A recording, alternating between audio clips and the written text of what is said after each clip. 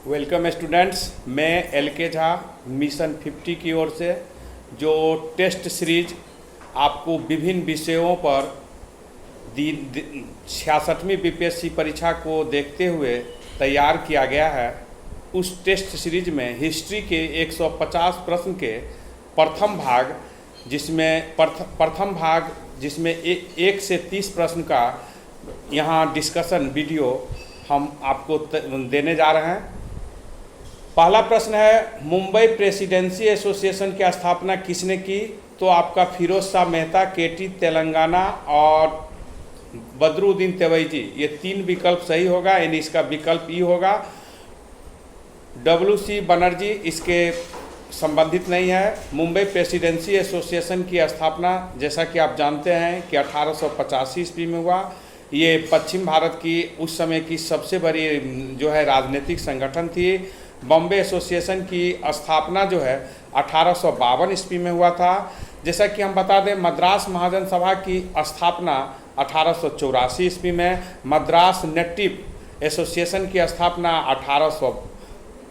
1852 ईस्वी में हुआ था। हम जैसा कि जानते हैं कि प्रथम भारत का राजनीतिक संगठन लैंड होल्डर सोसाइटी जो 1838 ईस्वी में बना था, और इसी विकास क्रम में मुंबई प्रेसिडेंसी जैसे एसोसिएशन बनाया गया और अंततः 1885 में ही अखिल भारतीय राष्ट्रीय कांग्रेस पार्टी की स्थापना हुई। दूसरा प्रश्न है, राष्ट्रीय कांग्रेस से पूर्व सबसे महत्वपूर्ण संस्था थी? तो राष्ट्रीय कांग्रेस से पूर्व सबसे महत्वपूर्ण संस्था जो थी इंडियन एसोसिएशन ऑफ कलकत्ता थी। इंडियन एसोसिएशन ऑफ कलकत्ता की स्थापना 1876 ईस्वी में SN बनर्जी और आनंद मोहन बोस द्वारा किया गया था। यह संगठन अपने समय के सबसे महत्वपूर्ण संगठन थे। इसे कांग्रेस की स्थापना से पूर्व ऑल इंडिया लेवल की सबसे महत्वपूर्ण संगठन की दर्जा प्राप्त हुई। ऑल इंडिया लेवल में पहला विरोध सिविल सर्विसेज के विरुद्ध में SN बनर्जी के नेतृत्व में ऑल इंडिया लेवल का पहला विरोध जो है यही इंडियन एसोसिएशन द्वारा किया गया था। इंडियन एसोसिएशन देश के अखिल भारतीय स्तर पर चलाने वाला प्रथम एक विस्तृत संगठन थे। तीसरा प्रश्न है, जिसमें लोक सेवक मंडल की स्थापना करने का बात कहा गया है। हिंदू महासभा की अध्यक्षता करने वाला, और गांधी जी ने उन्हें भारतीय सौर मंडल का एक सितारा डूब गया मरने पर बताया। यह लाला लाजपत राय के बारे में कहा गया। लाला लाजपत राय भारत स्वतंत्रता संग्राम के एक महान नेता जो शेरे पंजाब के नाम से जाने जाते हैं। ये हिंदू महासभा के अध्यक्ष भी रहे हैं। ये लोक सेवक मंडल की भी स्थापना किए हैं। All India trade union Congress की पहली अधिवेशन जो बॉम्बे में हुई वह लाला लाजपत राय की अध्यक्षता में हुई। लाला लाजपत राय 1907 ईस्वी में नहर कर के विरोध में भी भारी आंदोलन चलाए। PNB की स्थापना में भी इनकी महत्वपूर्ण भूमिका है। साइमन कमीशन के विरोध करते हुए लाठी से घायल हुए जो इनके मृत्यु का कारण बन गया। चौथा प्रश्न है, भारतीय राष्ट्रीय कांग्रेस के दूसरे अधिवेशन की अध्यक्षता किसने की?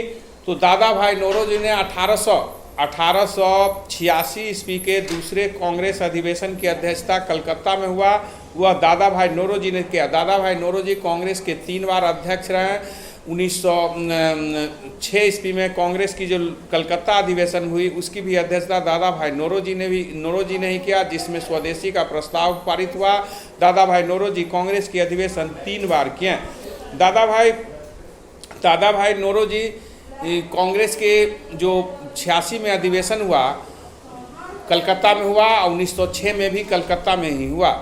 कांग्रेस की स्थापना 1885 ईस्वी में हुआ, जिसके प्रथम अध्यक्ष बयोमेश चंद्र बनर्जी थे।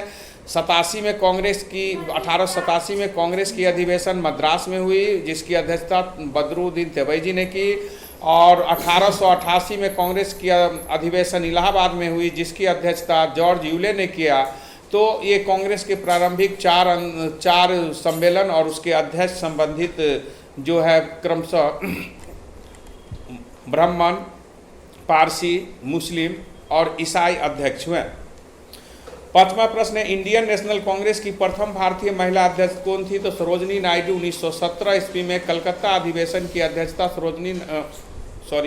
इंडियन नेशनल कांग्रेस की प्रथम भारतीय महिला अध्यक्ष कौन थी? पांचवा प्रश्न है।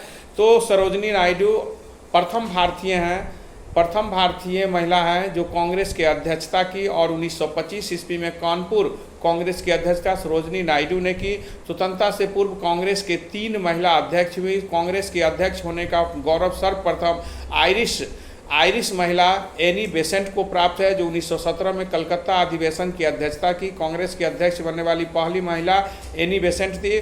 कांग्रेस की अध्यक्ष बनने वाली प्रथम भारतीय महिला सरोजनी नायडू थी, और कांग्रेस के अध्यक्ष बनने वाली दूसरी भारतीय महिला 1933 ईस्वी में कलकत्ता अधिवेशन में श्री नलिनी सेन गुप्ता थी। जैसा कि आप जानते हैं कि स्वतंत्रता से पूर्व कांग्रेस के 3 मात्र अध्यक्ष हुए जो महिला हुई। छठा प्रश्न है, भारतीय राष्ट्रीय कांग्रेस के 27वां अधिवेशन किस स्थान पर हुआ? तो ये बांकीपुर में हुआ। ये बांकीपुर पटना में हुआ। आर एन माधोलकर जो है बांकीपुर कांग्रेस अधिवेशन की अध्यक्षता की, जो पटना में बिहार में ये प्रथम कांग्रेस की अधिवेशन थी। बिहार में कांग्रेस की 3 अधिवेशन हुई। 1922 ईस्वी में कांग्रेस की अधिवेशन जो है वह गया में चित्तरंजन दास की अध्यक्षता में हुई, और 1940 ईस्वी में कांग्रेस की अधिवेशन रामगढ़ जो अभी वर्तमान में झारखंड में है, जिसकी अध्यक्षता अबुल कलाम आज़ाद ने की, जो 5 साल तक कांग्रेस के अध्यक्ष बने रहे, जो सबसे लंबी अवधि तक कांग्रेस के अध्यक्ष बनने का गौरव उन्हें प्राप्त है। 7वां प्रश्न है कि किसने कहा कि कांग्रेस का आंदोलन न तो लोगों द्वारा प्रेरित थी, न ही उनके द्वारा योजनाबद्ध किया गया था।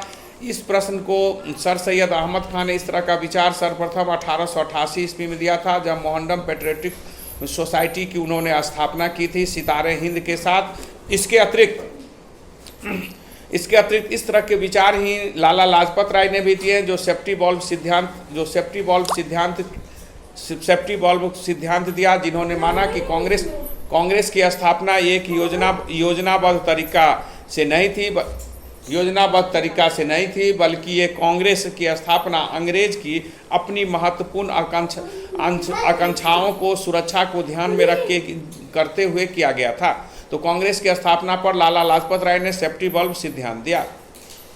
8वां प्रश्न है, निम्नलिखित में किस वायसराय के कार्यकाल में भारतीयों को राय बहादुर और खान बहादुर की उपाधि प्रदान की गई? तो लॉर्ड लिटन के काल में राय बहादुर और खान बहादुर जैसी उपाधि दी गई। जैसा कि जानते हैं कि 1 जनवरी 1877 को विक्टोरिया को दिल्ली दरबार आयोजित महारानी विक्टोरिया के लिए दिल्ली दरबार का आयोजित किया गया, जिसमें उन्हें केसर हिंद की उपाधि दी गई थी। लॉर्ड लिटन एक अनुदारवादी यानी कट्टर पश्चातवादी व्यक्ति थे।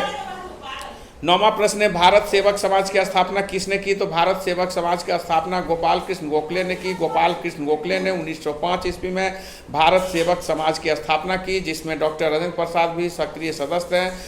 भारत सेवक समाज की स्थापना का मुख्य उद्देश्य राष्ट्रवादी विचार को बढ़ाना, राष्ट्रीय आंदोलन के लिए एकीकृत विचार को लेकर चलना, हिंदू मुस्लिम सभी के साथ बेहतर संबंध बनाकर भारत में हर स्तर पर राष्ट्रवादी विचारधारा को आगे ले जाना इसका मुख्य उद्देश्य था। राष्ट्र सेवा करना मुख्य उद्देश्य था। 10वां प्रश्न है, भारतीय राष्ट्रीय आंदोलन गर्मपंथियों की प्रभावहीन आया तो 1906 के बाद जो है गर्मपंथियों का प्रभाव कम हो गया। जैसा कि जानते हैं गर्म दल और नरम दल 2 विचारधारा भारत में बहुत प्रभावशाली रहा। 1906 में कांग्रेस अधिवेशन में रणनीति को लेकर गर्म दल और नरम दल के बीच भारी विवाद हुआ, और 1907 में सूरत कांग्रेस अधिवेशन में तत्कालीन अध्यक्ष पद को लेकर नरम दल और गर्म दल में भारी विवाद हुआ, और अंततः गर्म दल ने गर्म दल को नरम दल द्वारा बाहर कर दिया। जैसा कि आप जानते हैं 1907 में जो सूरत अधिवेशन कांग्रेस की हुई, जिसकी अध्यक्षता जो है रास बिहारी बोस ने की, जबकि गर्म दल उसमें लाला लाजपत या कोई उग्र विचारधारा वाले को अध्यक्ष बनाना चाहते थे। तो कांग्रेस की जो विभाजन हुई 1907 में, इसका मूल कारण था रणनीति को लेकर, लेकिन इसका तत्कालीन कारण था अध्यक्ष पद को लेकर। 1916 में लखनऊ अधिवेशन में गर्म दल और नरम दल पुनः एक हो गए। 11 प्रश्न, बाल गंगाधर तिलक को लोकमान्य तिलक की उपाधि कब दी गई? तो लोकमान्य तिलक की उपाधि आपको बता दें कि उन्हें जो चापेकर बंधु द्वारा 22 जून 1897 को चापेकर बंधु द्वारा जो रैंड और उसके सहयोगी commissioner Rand, plague commissioner Rand और उसके सहयोगी एमहर्स्ट की हत्या कर दिया गया। उसके बाद जो जो केस बाल गंगाधर तिलक द्वारा पत्र निकाला गया, उस पत्र के द्वारा उसमें उन्होंने समाचार पत्रों के द्वारा उन्होंने अंग्रेज पर कठोर प्रहार किया। उन्होंने ये पूना में जो प्लेग आया था उसकी तुलना अंग्रेज राज की महामारी से की। अंग्रेज जो पुणे में प्लेग की महामारी आई थी उसकी तुलना अंग्रेज राज से की, जिसके कारण बाल गंगाधर तिलक पर जो है राजद्रोह का मुकदमा चलाया गया और 1898 ईस्वी में इन्हें 18 माह के लिए जेल भेज दिया गया। इस प्रकार ऑल इंडिया लेवल के ये पहला भारत के लीडर बन गए और इन्हें लोकमान्य जैसे उपाधि से भारतवासियों ने विभूषित किया। तो लोकमान्य उपाधि तिलक को 1898 में ऑल इंडिया लेवल के जब वो नेता बन गए, जो राजनीतिक कारणों से जेल जाने वाले पहला भारत के नेता बाल गंगाधर तिलक थे। 12 प्रश्न जो स्टेटमेंट दिया गया